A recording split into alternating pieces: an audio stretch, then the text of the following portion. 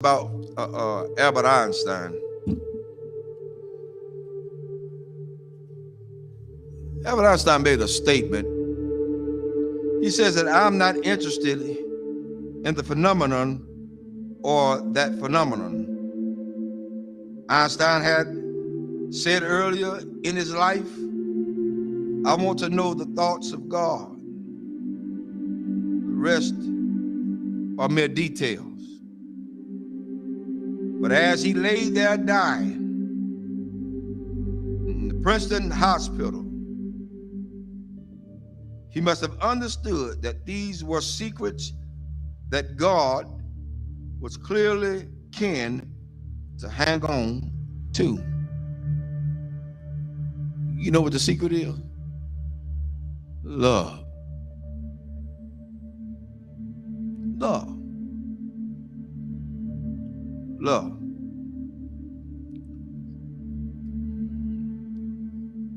I'm going to share something tonight with everybody, and hopefully it'll hit close to home. To understand the mind of God is to understand the power of love. God is love. 1 John 4:8 says that God is love. Without love, there would be no forgiveness. Without love, there would be no structure. Without love, there would be no mercy. Without love, there would be no kindness. Without love, everything else would go completely out the window. I learned this week. Took some people to let me know that I was still hurting. I'm gonna let everybody know tonight. This is my reality. Not to slight anybody. A lot of things that I know I hadn't always done right, hadn't been right. But I had an incident this week to wake me up real good. At certain points, we can give our children what we didn't have so much until we forget about teaching them structure. This week, I learned at some point you won't be respected. And that's for everybody. You're not going to be respected because they feel the way they feel. They're emotionalized. They're emotional creatures. Therefore, they don't know. But I did the one thing I thought that I would never do. Turn and walk. That's where I was. But I found out that I had a whole halo of hurt that I'd never been released from.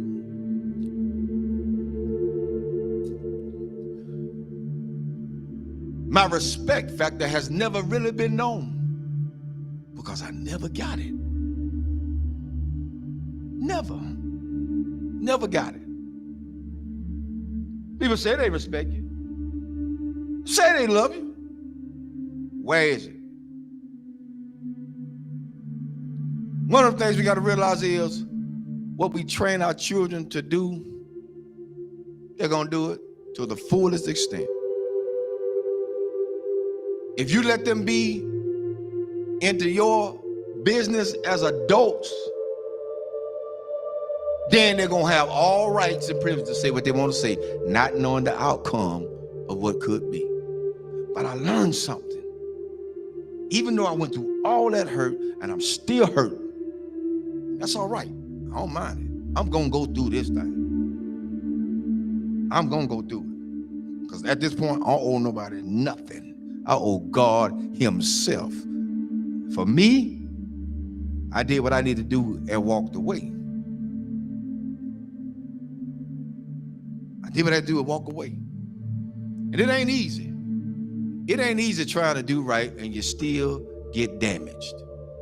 It ain't easy. God help me tonight. It is not easy. It is not easy to be in a place and feel like you're trapped. Because even when you do good, evil is always present. So you have to face the fact. That's why I said a lot of times, I've told people, and I still tell people today, don't hold me up as no God. Because I'm going to fall. And I'm going to make you fall. Don't hold me as no God. I'm gonna make some decisions that folk just is not gonna like. I'm gonna turn over some chairs and some tables that people are not gonna even be able to imagine that whoa, the Reverend did that. Oh, yes, because I'm human. I'm human. I'm human. One thing I learned from all this is that you don't have to stay where you're not welcome. Thirdly, I ain't studying nothing nobody say. I came in this world alone. I'm gonna die alone. So you got to stand for yourself. I'm teaching my children that now, and I'm teaching them that from a distance right now. Because what could have happened didn't. And I love all of them. I love everybody. I love everybody. But there comes a point in your life you got to let go. You got to let go. How long do you have to put up with a lot of stuff? You did your part. You did what you can do. Now it's time to let them go. A lot of parents out there suffering now, and I'm telling all parents out there now, you done did all you could with your child. They're in their adulthood. They think they know it all. They done seen the world. They got more sense than you. Let them go. Release them in the Lord's hand. If you get in the way, you get in the way of God's hand. Get out the way. Because whatever God got for them, that's what he's going to get. Well, that's how it is. Children shouldn't be involved in the parents' business. Amen. I'll say it again. Children should not be involved in their parents' business. Whatever go on between those two, that's their problem. Not the children. But the children are affected by it. But guess what? It's up to those parents to sit the children down and talk to them together, not apart. Together. Together. You want to stop a whole lot of confusion? Talk about it together. You don't want to break down the communication? Talk about it together. At this point for me going forward, that's what we're going to do. And if they can't do that,